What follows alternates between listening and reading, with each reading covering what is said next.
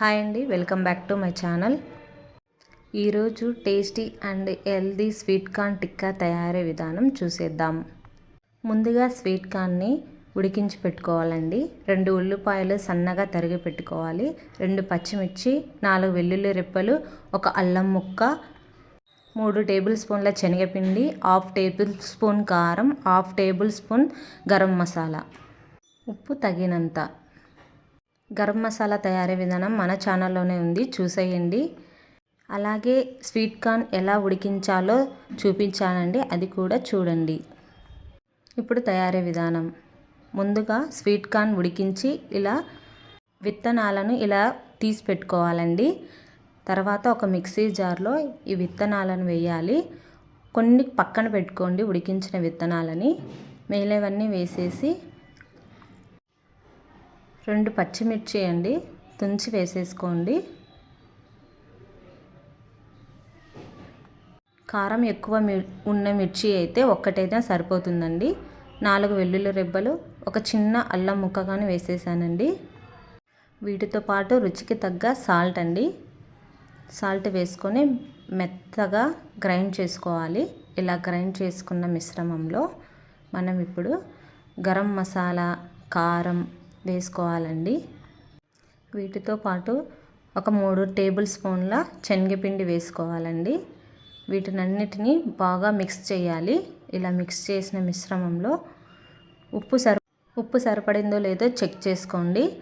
తర్వాత మిగిలించి పెట్టుకున్న sweet corn విత్తనాలు, అలాగే ఉల్లిపాయ సన్నగా కట్ చేసి పెట్టుకున్న ఉల్లిపాయలు వేసి బాగా మిక్స్ చేయండి. ఇలా చూపించిన విధంగా మొత్తం వేసుకొని బాగా కలుపుకోవాలి. ఇలా కలుపుకున్నప్పుడు మీకు ఈ మిశ్రమము కొద్దిగా జారుగా ఉన్నట్లయితే ఇంకొద్దిగా శనగపిండి వేసుకోవచ్చండి. శనగపిండికి బదులుగా బియ్యం పిండి కూడా వాడచ్చు, అలాగే కార్న్ పౌడర్ కూడా వాడచ్చండి. నేనైతే శనగపిండితోనే తయారు చేస్తున్నాను. ఈ మిశ్రమాన్ని బాగా కలిపి ఉప్పు సరిపోయిందో లేదో చెక్ చేసుకోండి. ఇలా కలిపి పెట్టుకున్న మిశ్రమంలో మీ దగ్గర కొత్తిమీర ఉంటే సన్నగా తరిగి కొత్తిమీరని కానీ మిక్స్ చేసుకోండి, బాగుంటుంది. ఈ మిశ్రమాన్ని కొద్దిగా తీసుకొని ఉంటల్లాగా చేసి అన్నిటిని పక్కన పెట్టుకోండి. ఒక కడాయిలో వేడయ్యాక వాటిలో కొద్దిగా నూనె వేసి, డీప్ ఫ్రైకి సరిపడ్డ నూనె వేసి కాగిన తర్వాత మంటను లో టు మీడియంలో పెట్టుకోండి. ఇలా చిన్న చిన్న ముద్దలు తీసుకొని, నేనైతే వాటరే అద్దుకున్నానండి చేతికి. ఇలా తీసి ఆయిల్లో వేసి వేయించుకోవడమే.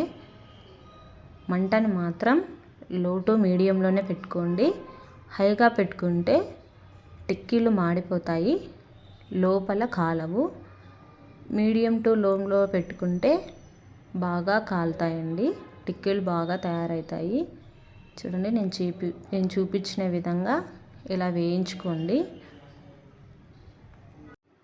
ఇలా వేయించుకున్న టిక్కాలను పిల్లలకు స్నాక్స్గా పెడితే చాలా ఇష్టంగా తింటారండి. చాలా రుచిగా ఉంటాయి ఈ టిక్కాలు.